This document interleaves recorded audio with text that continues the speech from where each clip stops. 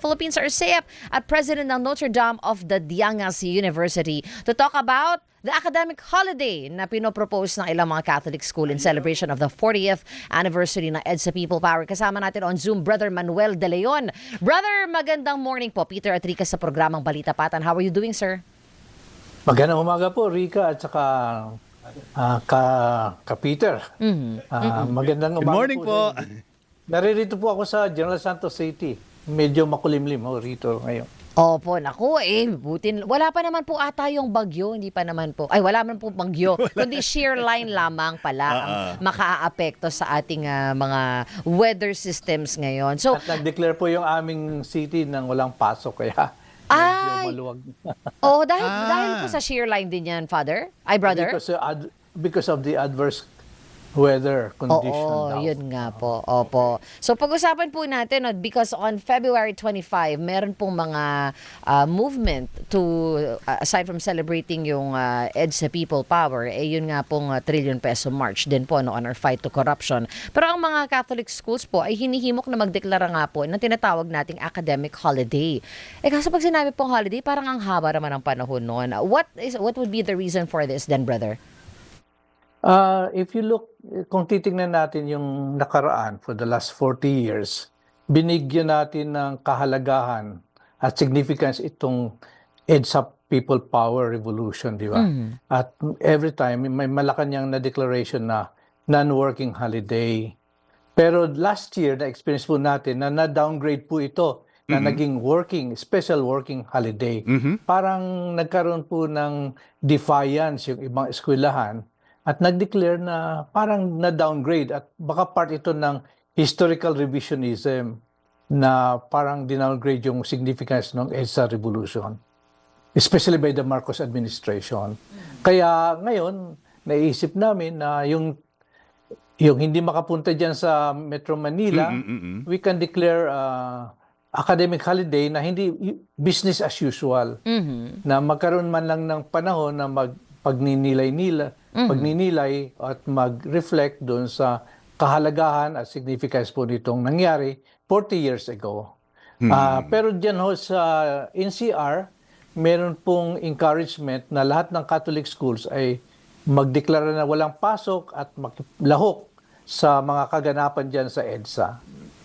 Ang lagi pong tinatanong, brother, yung wala na ba talaga yung espiritu ng EDSA at kaya lang nabubuhay ngayon ay dahil sa mga matitinding katiwalian na ating nararanasan, lalo na itong flood control project anomaly.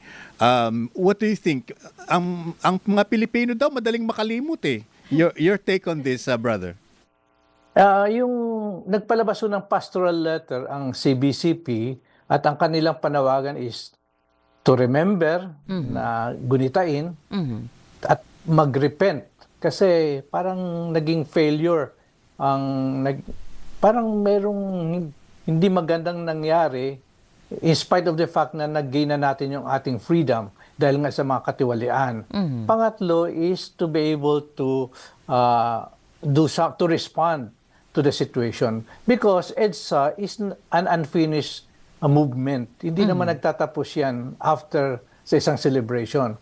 The rally may be over, yung mga placards will be put aside, pero the spirit of EDSA should go on through vigilance. Opo.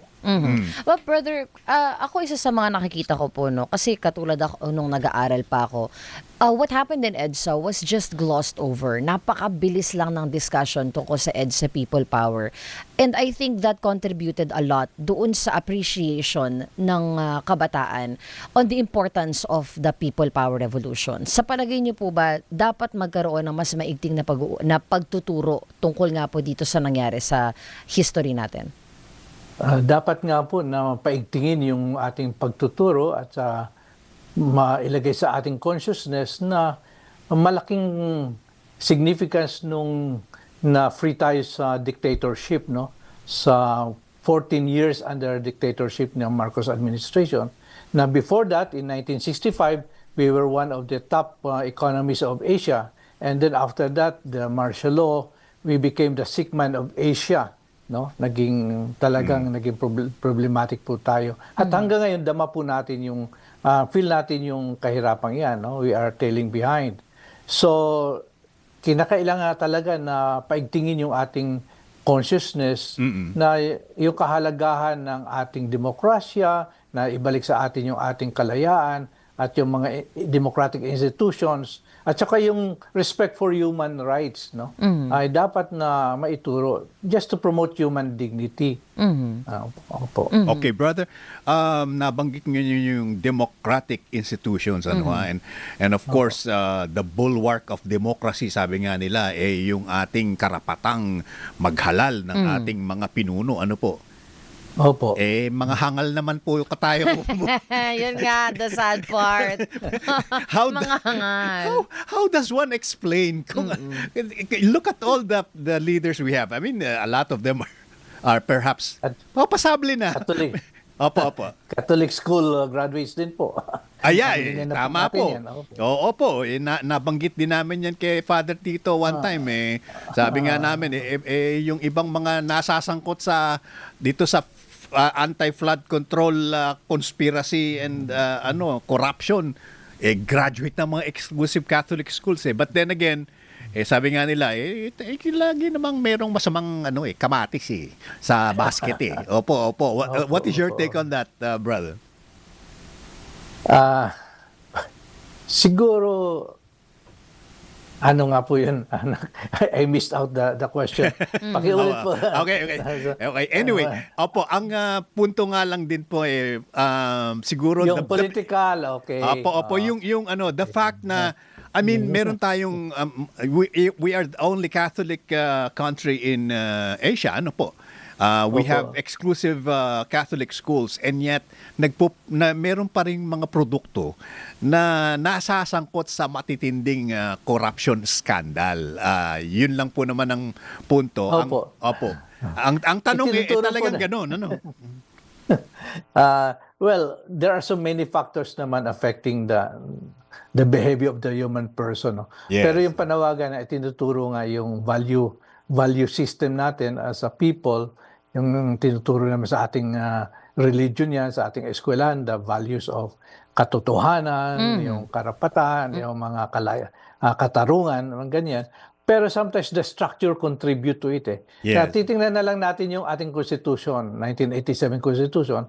40 years ago, nakasaad dun sa ating Constitution to pass a law on political dynasty. Hindi naman na ipapasa. Because they will be affected. They will self-destruct yung mga leaders na yan. Precisely. Pag pinasa nila. Opo. So, anong gagawin ng ating mga mamayan? So, number one contributory to factor doon sa mga corruption is the control of the families, no? Yung mga who are the bigwigs in the different areas. So, yung political dynasty is a problem. Tapos, sorry to use the word, parang yung party list system. Isa pa yan. Backdoor. Inabuso rin yan. Yung ating, yung vote buying, and parang naging part na ng system, no? So, I think maraming gagawin sa electoral reforms at saka sa political reforms. Pero, tao rin nasa tao rin yan, no? Yung how they can moderate their greed and limit their powers at magsilbi ng tapat sa bayan. Naku. Pag nakatikim na, hindi titigil. it's not only digital media that's addictive. Oo. It's also the power and the pera. Oo, totoo. Yeah, power corrupts and the more power Corrupts. Absolutely. Ayan. Absolutely. Brother, I have to just say one last thing, Palagay ko malaki din po ang role ng simbahan. Whatever your simbahan is, hindi lang Catholic ang pinag-uusapan natin. And when it comes to moral values, dapat very very active ang simbahan diyan. Kagaya ng tanong ko nga kanina kay paring Robert, the Vatican should take a stand, I think, on curbing digital media addiction. Brother, we don't have much time pero we would like to thank you so much. Maraming salamat po for joining us this morning.